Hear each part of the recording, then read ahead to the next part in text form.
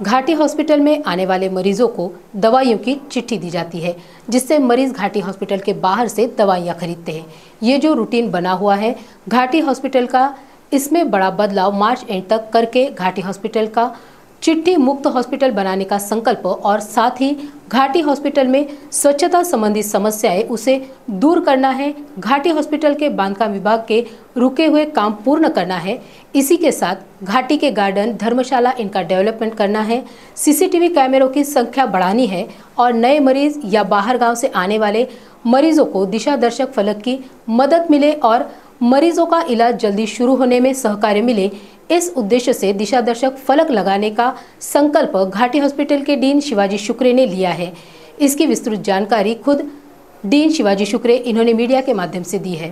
म्हणतो आपण जे म्हणतो तर या ठिकाणी माझा प्रयत्न असेल की एक साधारणतः मार्च एंड पर्यंत आम्ही याला चिठ्ठी फ्री जे आपण म्हणतो की प्रत्येक वेळेस रुग्णांना चिठ्ठी लिहून दिली जाते औषधांची, तर त्यापासून मुक्तता देण्याचं काम मला या ठिकाणी करायचंय।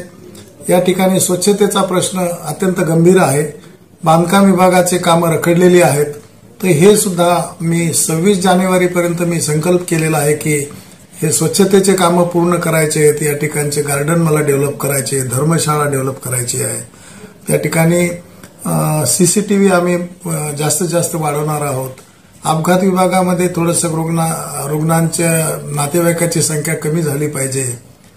रुग्णवाहिका ज्या आहेत ते सर्वत्र पार्किंग केलेली असते, तर त्या रुग्णवाहिका सुद्धा पार्किंग प्लेस जे आम्ही देऊ त्या ठिकाणी त्या राहिल्या पाहिजे आणि या ठिकाणी येणारा रुग्ण त्याला या ठिकाणी सर्व गोष्टी समजल्या पाहिजे, कोणता विभाग कुठे आहे, त्या ठिकाणी काय मिळतं ते या ठिकाणी त्याचे दिशादर्शक फलक आम्ही लावणार आहोत।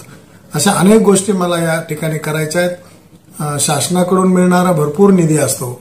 डीपीडीसीचा निधी माननीय पालकमंत्री, माननीय लोकप्रतिनिधी, सर्व खासदार साहेब असतील, आमदार असतील, जिल्हाधिकारी असतील, तर या सर्वांच्या सहकार्याने जो निधी मिळतो त्याचा योग्य विनियोग या ठिकाणी झाला पाहिजे। MJPY जे म्हणतो महात्मा ज्योतिबा फुले जीवनदायी योजना, त्याचाही निधी आम्हाला वाढवायचा आहे। त्याचे जास्तीत जास्त नागरिक रुग्णांना आम्हाला फायदा द्यायचा आहे आणि या सर्व निधीतून आम्ही हे जे माझी संकल्पना आहे की नवीन वर्षामध्ये मार्च एंड पर्यंत या ठिकाणी आम्ही चिठ्ठी फ्री घाटी जे म्हणतो रुग्णालय ते आम्ही करणार आहोत।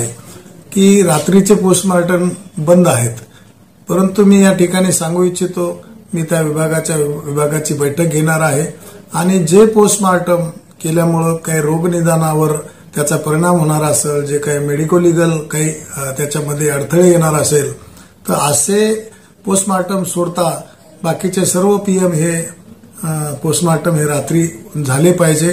त्यासाठी त्यांना काही मनुष्यबळ लागेल तर ते मी वाढवून देणार आहे।